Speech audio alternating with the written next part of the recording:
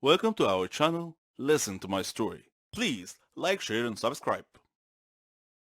Hey, my name is Anne. It was the summer break before college, and as a graduation kind of celebration and before each and everyone went to a different college, my best friends and I decided to go on a fancy summer vacation to one of the most beautiful places on earth. At least that's what I think, to Hawaii. I was in my room daydreaming about wearing those cool coconut bras while enjoying an exotic juice, maybe even doing a hula dance, and then my best friend Kim called and burst my coconut bubble. She suggested that since we're off to a whole new stage of our lives, we may as well get a complete makeover. I thought she meant we should go shopping or something, but no, she said we should go to the hair salon and get new haircuts and maybe even dye our hair. I admit that I was overly excited about the whole thing, so I said yes. My normal hairdresser was on annual leave. She has always cut my hair exactly how I describe it. I love her. However, she has been gone for a while, and we couldn't wait any longer for a haircut, so I made an appointment with another hairdresser at the same salon. On a side note, Kim is blonde, while I'm a brunette. I know this info might not sound useful, but it will come in handy throughout the story. Kim and I drove to the hair salon. The place looked extra fancy, the kind of place you would trust. We went inside all giggly like we were 12. We were actually 18 at the time. Anyways, we were greeted by a really nice lady. That lady said that Kim should get highlights and I should go for the same, plus going blonde. I was skeptic, but who cares? It's summertime. The lady put bleach all over my head and went to do Kim's hair. So, after 15 minutes, my scalp started burning like crazy. So I called the nice lady and she said it was time to wash the bleach. As she was washing my head, her smiley face went poker. Chunks of my now orange hair were all over the sink. Kim looked at me and her eyes got as big as my head. The lady asked me not to freak out and that she could cover the bald spots with a really short haircut. The lady asked me not to freak out and that she could cover the bald spots, and so she started cutting my hair. So far, so good. Then she snips a huge section out of the front of my hair saying that she was framing my face. At this point, it was too late to say anything. The haircut was just hideous. Not me at all, and especially not what I asked for. So I told her that I hated it. She felt really bad and I started to tear up because it was seriously so ugly. And now that I was stuck with a really bad haircut, I tried to calm myself that maybe the color will turn out okay. And then she put the dye on my hair and it turned my hair green. The only solution now was to become a redhead, and that was just a no for me. I don't have the complexion of a redhead. Our boyfriends were actually going to pick us up from the salon, and just imagining the look on Nick's face made me cry and laugh at the same time. Rachel played it really cool, and even her highlights did not go so well. But that incident was just one of a kind. I ended up with the weirdest hair color ever. It was like I was half mermaid, half dragon. This did not stop us from enjoying our summer break though. It was actually a good source of jokes for a long time. This is Tina and this is a story about me and my biological mother. My mother is sitting in the cafe of a garden center, staring at her cup of tea. I'm over the other side of the shop looking at some strawberry preserves. I want to attract her attention, but the word mom sticks in my throat. I use it so infrequently. Instead of calling out, I just walk over and show her the jam. Ever since I left home 15 years ago, the relationship between my mother and me has worsened. In hindsight, it was never very good to start with, but it's taken 15 years of counseling and soul searching to realize that. The fact of it is that my mother and I don't like each other much. We don't hate each other, we're just sort of indifferent. There, I've said it, indifferent. Saying it feels like committing some sort of crime. My mother and I live hundreds of miles apart, and in the case of most of my friends, this should mean that visiting home should be a time of joy and excitement. Instead, they are weekends of tense, polite conversation, both of us desperately searching for something in common to talk about. And that is usually what she's currently watching on television. As a 20-something woman, I'm constantly surrounded by reminders that my mom should be my best friend. Advertising aimed at my demographic features glamorous, youthful mothers going to the salons with their best friend daughters.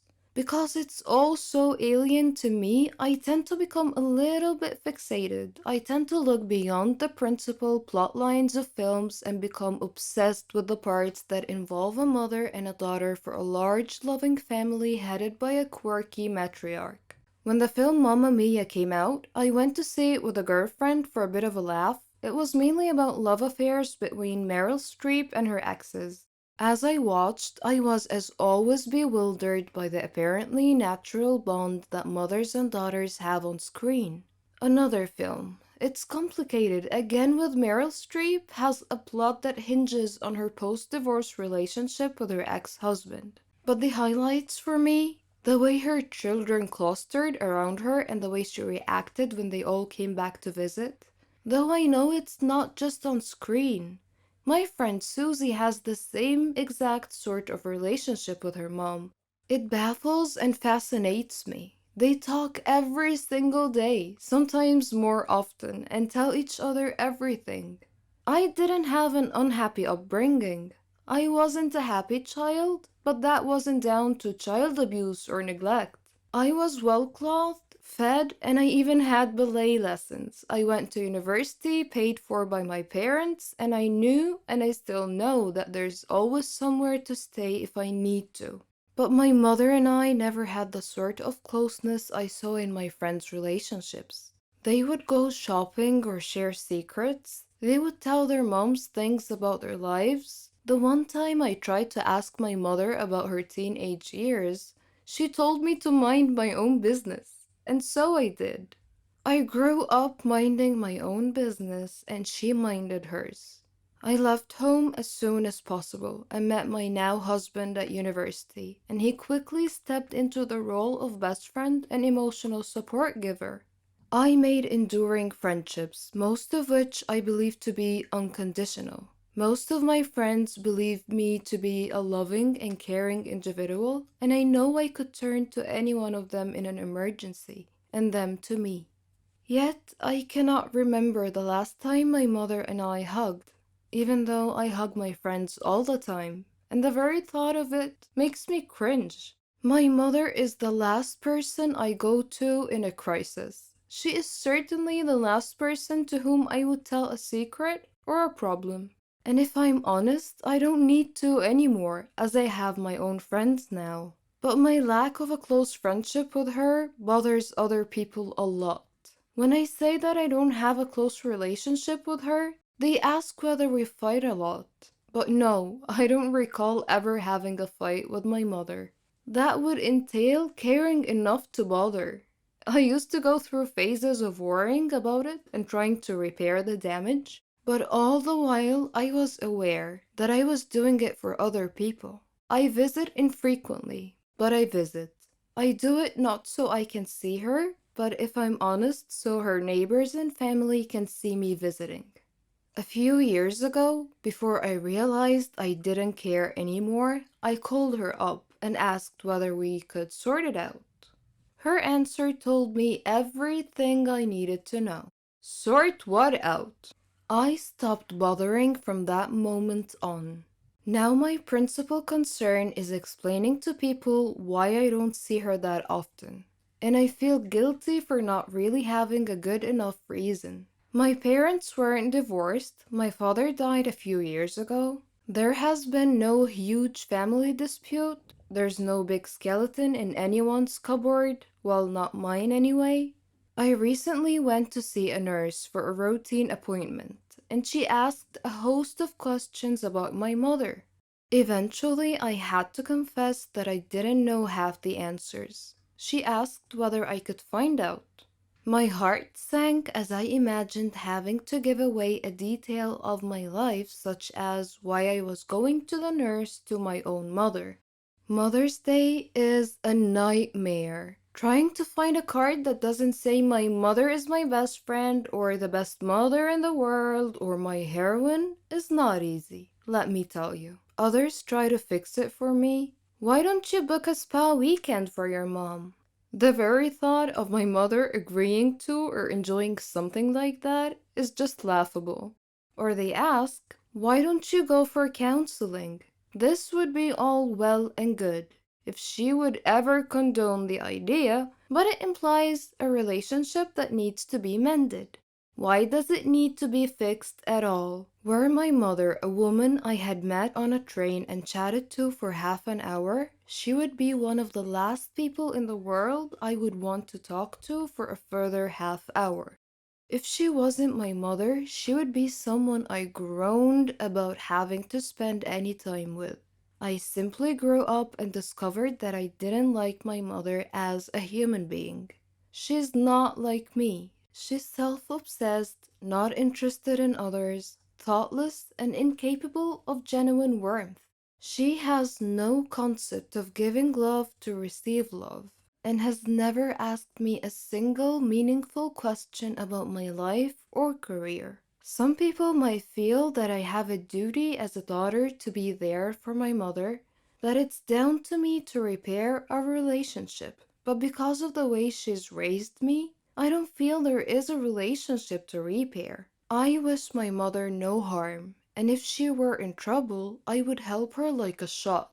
But I would also be there for any of my neighbors and the old man who swears at people from the bus stop across the road. I don't believe in ghosts, evil spirits, haunted houses, metaphysics, etc. I only believe in science and facts. But sometimes things happen that shred all your beliefs. I want to introduce myself. I'm Lisa. I'm 14 years old. I live with my mom, dad, and grandmother, and they're all very proud of me.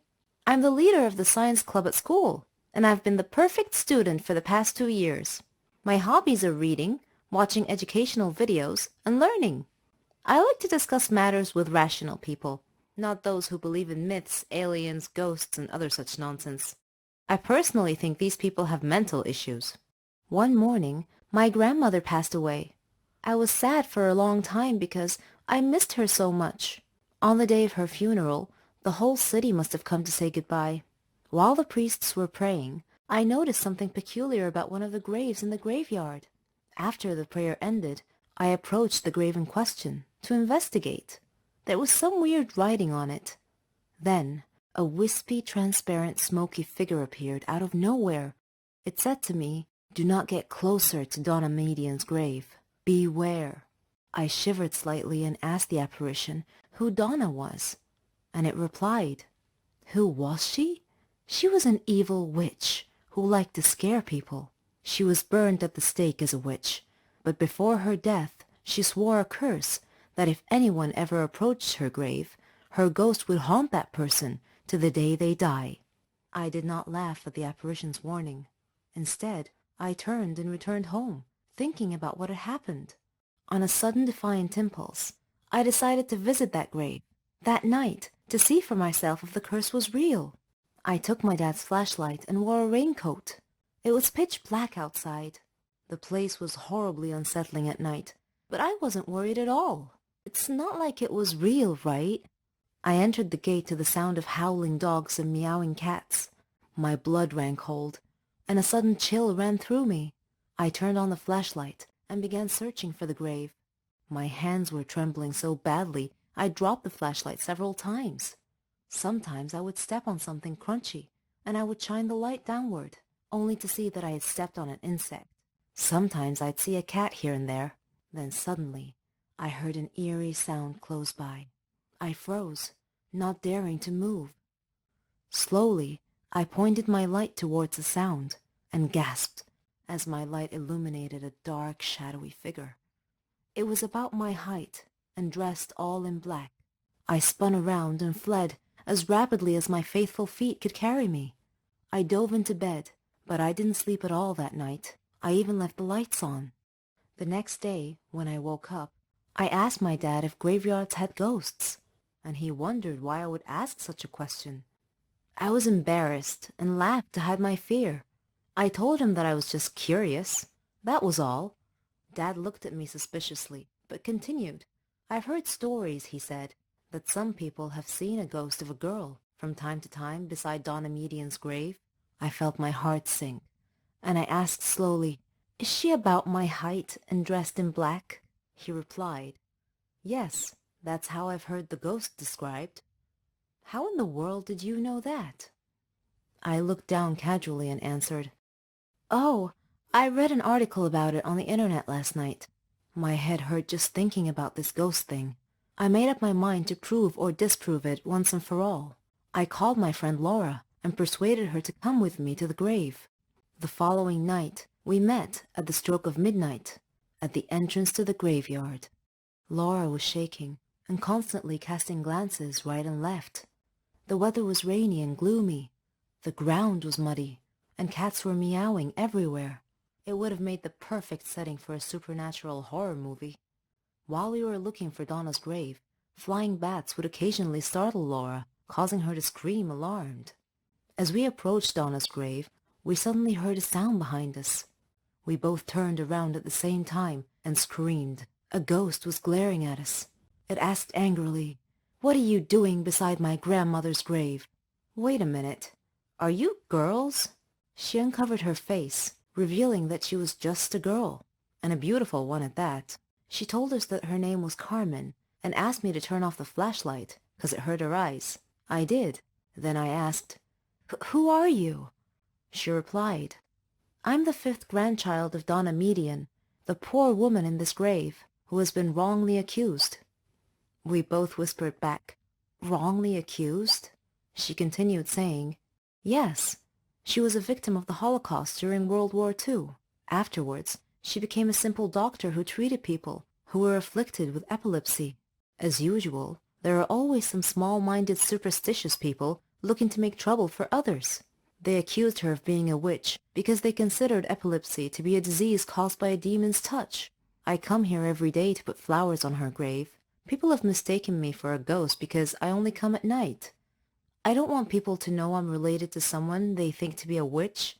I don't want to be shunned, scorned, or gossiped about." I tried to comfort her and calm her a little by saying, "Don't worry, Carmen. Your grandmother's spirit may be able to rest in peace if you tell people the truth now. We live in more modern times, and there's no need to worry. I won't tell anyone about you being the ghost. It'll be our little secret." Carmen laughed. She and I became good friends after that. Ever since that day, whenever I hear someone talking about ghosts, I just look at the photo I took of Carmen and I break out laughing. My name is Ginny. You can call me Bad Girl if you like. That's what the neighborhood kids called me. I have a long story to tell you. I was the eldest of 5 siblings. My mother died of illness, and my father was crippled in a car accident. He couldn't walk, and he had to use a wheelchair. Seeing my siblings suffer from hunger and poverty was a constant sight at home. My father was depressed. Our neighbors helped us a lot, but I was constantly worried what would happen if they ever stopped, so I decided to try and find a job. I knew it wouldn't be easy because I was only 15. Who'd want to hire a 15-year-old? Though I was apprehensive and lacking confidence, I made up my mind to get a job. I went to many places: clothing shops, flower shops, grocery stores. The answer was the same: "We're not hiring at the moment." One day, feeling down, I was walking aimlessly with no destination in mind, when suddenly I found myself near a hospital. On an impulse, I entered. I saw a nurse, but she seemed too gloomy to talk, so I looked around and found another nurse who looked a bit kinder. She noticed me and asked if I needed any help. I told her that I was looking for a job. Any job. I'd even mop and clean. She felt sympathy for me and told me not to worry. Then she went into the manager's office. I was worried. Was I in trouble? A minute later, she called me in to meet the manager. He seemed very kind, and he quietly asked for my name. I told him it was Ginny. He told me that Martha, the kind nurse who was helping me, told him that I was looking for any job available. He said he had a job for me, but he was concerned that it might be a problem. I felt a pang of fear and asked what the problem was. He said that I would have to work night shifts. That was it? I felt so relieved. I immediately agreed, and he said that he liked my enthusiasm and that I could start tomorrow. I was so happy. I returned home quickly, hugged my siblings, and kissed my father's hands. I told them everything about my new job. My father looked at me sadly and said that I was too young to have to bear this responsibility. I told him that it was okay and that I could deal with it. When I went to work at the hospital every night, there was a gang of young kids who were always loitering around the neighborhood. I hoped they wouldn't bother me, but my hopes were in vain. They made fun of me every time I passed them. I never told my family about this, though. I began work as a cleaning lady, but due to my diligence and intelligence, I was able to learn a little bit about nursing. So, I was able to get promoted, first to nursing assistant, then to a nurse. My colleagues supported me a lot. Everything was almost perfect, except for the neighborhood gang that was always bothering me and calling me Ginny the bad girl. I wished they would just go away and leave me alone. Then, one day, a miracle happened. While I was working at the hospital, the neighborhood bullies came in, carrying their leader. He was badly injured. His whole body was covered in blood. They were shouting for someone to help them, and when they saw me, they pleaded with me to save him. I worked quickly with the other staff. His condition was serious. He had been in a terrible motorcycle accident. The staff and I worked feverishly to stabilize his condition and treat him. After stabilizing him, I was exhausted. Suddenly, I felt someone coming close. It was the gang. They apologized for making fun of me and asked me to forgive them. They said they didn't know that I worked at a hospital. I smiled and told them it was okay and that I considered them to be my brothers and sisters. Another nurse went to them and told them that their friend was okay now. I was so happy that my problem was solved. They called me over to talk to their leader. He had tears in his eyes and told me that he was so sorry and asked me to forgive him. He was so sincere that I was moved. I gently asked him to be quiet and get some rest. As I was walking away, he called me and thanked me again. After that incident, the manager called me in and praised me for saving the patient's life that day. I was still a long way from achieving my dreams, but I had a good head start, and the neighborhood gang began calling me the Mercy Angel. I adore my family. I adore our get-togethers, our joking around, our meals, everything. I can't imagine my life without them, but one day I almost killed them all. No, I'm not insane, I assure you, so don't worry. I'll tell you what happened. My name is Ginger. I'm 18 years old. As you can see, I'm wearing an apron. This is because I love to cook. I like all things kitchen related. My happiest moments are when I see my family eating a meal together. I always cook for them. They enjoy it too, and they support me. They let me try different dishes from different countries. I like to listen to their opinions about my cooking skills. I'm also addicted to cooking programs. One day, my cousin Charlotte came to visit before Thanksgiving Day. She likes to dress all in black, and today was no exception. For some reason, she had called me earlier and asked me if I had ever heard of Thanksgiving Day curse. I said no, of course, so she told me that the curse applied to large families who ate a big meal together on Thanksgiving. The curse was the result of an evil spirit named 𝑵𝑬𝑾, who would possess the cook's body in some family's household and poison the whole family. She said that 𝑵𝑬𝑾 used to be a housewife who was a great cook and who loved her family, and yet she poisoned them all during Thanksgiving meal. She watched them die one by one, and then she killed herself as the grand finale. At first, I thought Charlotte was joking and trying to scare me, and I told her that it was nonsense, just an old wives' tale. But she said that every legend was usually based on facts. I paused for a second. That was partly true. I went to my room and searched the internet and found the same information about the curse that she had relayed to me, which frightened me even more. 𝑵𝑬𝑾 was just like me, or was it the opposite? I stopped myself from getting deeper into this. I needed to focus on preparing the meal. On Thanksgiving Day, my father bought some groceries, which included a white bottle of liquid.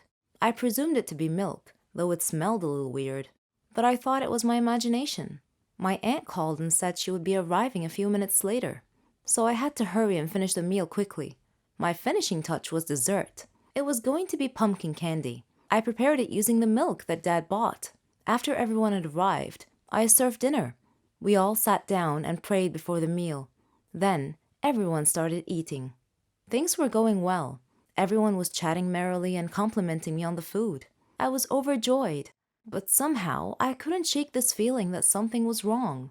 I looked at Charlotte, but she smiled supportively. Suddenly, one by one, the people around the table started clutching their stomachs and groaning in pain. The last thing I remember before I lost consciousness was my brother calling the ambulance. When I woke up later, I was lying in a hospital bed alongside all my family members, who were also lying in the hospital bed. The doctor came in and reported happily that we would all be fine. Then he looked at me and winked. He also said, "Next time, young lady, I suggest not using white paint in your cooking." And that was how I almost killed my loving family. I confess that I love money and fame. People envy me for it, or they did. I've been a prima donna since the day I was born. All girls dreamt of being me. My father helped my brother and I achieve all our dreams. But there was one fly in the ointment, and this is my story. My name is Amelia. I'm 17 years old. My father's a businessman. My mother came from a rich family, so we were quite wealthy, rolling in dough, one might say. My brother Arthur was handsome, older than me. He went to flight school. We lived a good life without a care in the world. We had everything: cell phones, clothes, cars, servants, opportunities to travel the globe. We wanted for nothing. The most important thing was our happiness. And so my story starts at the villa where I lived with my family. My father employed many servants to attend to our every need. Martha was our head servant. She was in her 40s, funny, smart. Arthur and I loved her. Oddly, we didn't view her as a servant because she took such good care of us. Mother didn't seem to like her for some reason and was always mistreating her. Father, however, adored Martha. Once I left my iPod in the garden, and I was going to get it. On my way to the garden, I passed by Father's office, so I decided to go and talk to him. He was at his desk, and Martha was standing next to him, crying. I figured it was because Mother had mistreated her again. Father saw me standing there, and he asked me why I was still awake, and I told him about my iPod. I didn't think much of it at the time. As time passed, Mother and Martha's disputes became more frequent every day. Father wasn't home a lot, but whenever he came home, he would always ask about Martha first. One time, when this happened, I noticed that Mother glared at Father. I couldn't understand why. Father was often away traveling for long periods of time.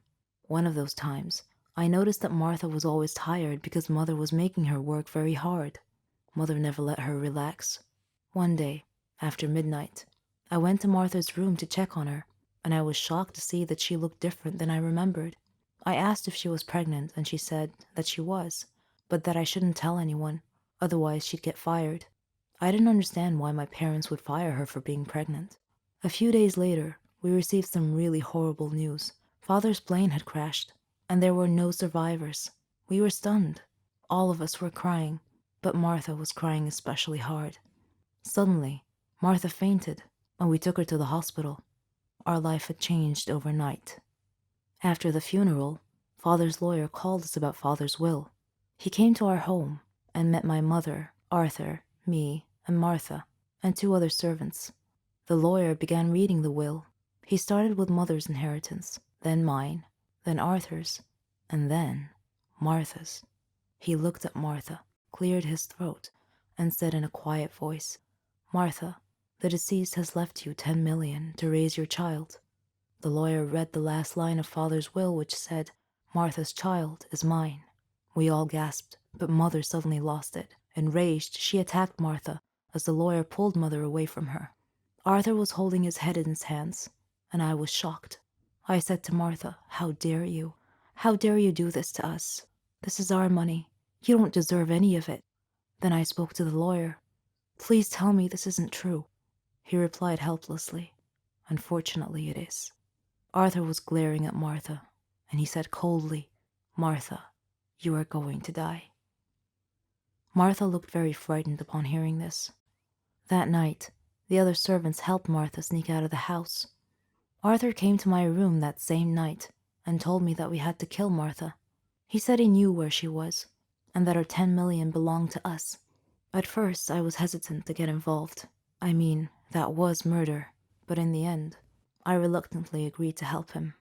The next day we made a call and hired a hitman to rid us of that disaster. Later we received a call from him. He said that Martha was no longer a problem. We smirked in victory. A few days later, the lawyer came by again. Before he could tell us why he came, we beheld a miracle. Our recently said-to-be deceased father was walking behind him with a servant holding a child. Arthur and I stared at him in disbelief and shock. Then we looked at each other. Arthur's face had gone pale white as all the blood drained from his face. Father was livid, and said to us in an accusing manner, "The moment you thought I was dead, and that I left an inheritance for Martha, you immediately arranged to have her killed. I suspected you'd try something like this. It was pure luck that I got back when I did. I missed my flight that day, otherwise I would have been dead now. So fortunately I came back early enough for Martha to call me and tell me about your death threat. When I arrived at Martha's place, she was already dead, but I called 911, and they were able to save the child. Then I immediately called my lawyer to revise my will, to leave half of my inheritance to this child. I felt like I was in an endless nightmare. The police arrived and told us that the hired killer had been arrested and had confessed, and told the police that Arthur and I were the ones who hired him to kill Martha. As the policeman was handcuffing us to take us away, I thought about the irony, how Martha was dead, how her newborn baby had survived and was now the richest child in the country, how Arthur and I were going to jail, and how one small fly in the ointment had caused our ultimate fall from grace.